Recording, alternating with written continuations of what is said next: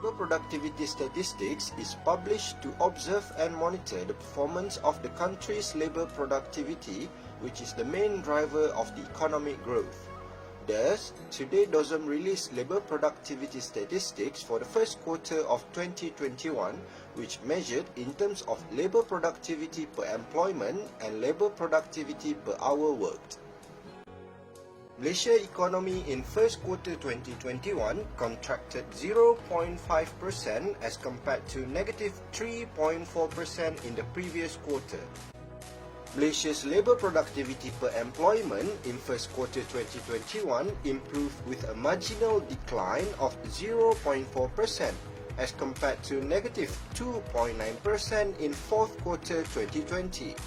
The value added per employment was 22,516 ringgit per person as against 23,604 ringgit per person recorded in the last quarter. In this quarter, employment lessened by 0.04%, recording total employment of 15.2 million persons.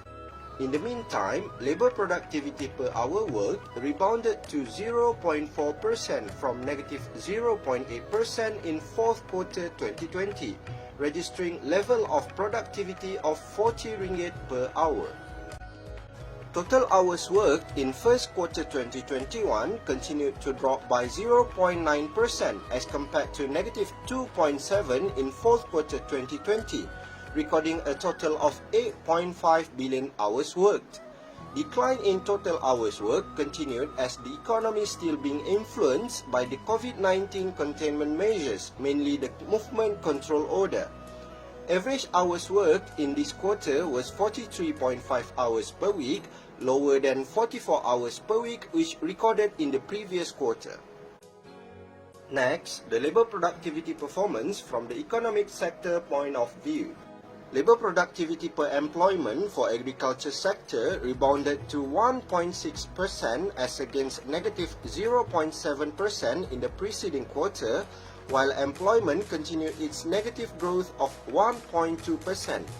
In terms of value added per employment was 12,191 ringgit per person, while value added per hour worked was 23 ringgit per hour.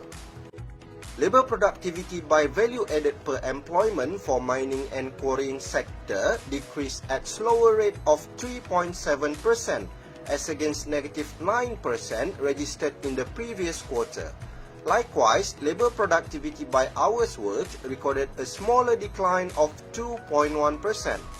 Level of labor productivity employment in this quarter was 328,213 ringgit per person, while labor productivity per hour worked was 555 ringgit per hour. Labor productivity as measured by value added per employment in manufacturing sector increased further to 5.9% after registering 3.2% in fourth quarter 2020. Similarly, for labor productivity per hour worked, which rose 8.5% as compared to 6% in last quarter. Level of labor productivity in first quarter 2021, which measured as value added per employment, was 31,522 ringgit per person, while in terms of hour worked was 55 ringgit per hour. In this quarter, labor productivity by value added per employment for construction sector declined 8.2%. In the meantime, labor productivity by hours worked decreased further to 8.6% from negative 6.7% posted in last quarter. Level of labor productivity per employment was 9,924 ringgit per person, while labor productivity per hour worked recorded 17 ringgit per hour. Measuring labor productivity per employment for services sector improved at negative 2.6% as against negative 4.9% in previous quarter. Similar trend was observed in labor productivity per hour worked, which posted negative 1.7% after recording negative 2.7% in fourth quarter 2020.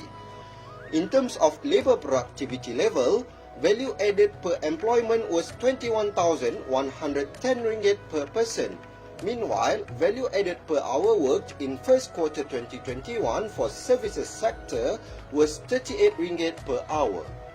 Currently, only United States of America and Sweden have released their labor productivity statistics for first quarter of 2021. Labor productivity per hour worked in United States of America continued to increase by 4.1% after recording 2.6% growth in the preceding quarter. Average hours worked remained at 32.5 hours per week. Likewise, labor productivity per hour worked for Sweden increased 4% as compared to 2.6% in the previous quarter. Average hours worked had increased to 31.3 hours per week as against 29.7 hours in the previous quarter.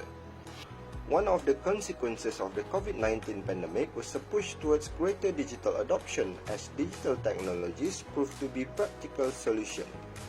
During MCO, there was some of economic activity has shifted to digital platform whereby working from home, attending classes remotely, and online shopping are now the norm. The health crisis has also changed the way businesses operate and subsequently forcing them to re-strategize their business operation.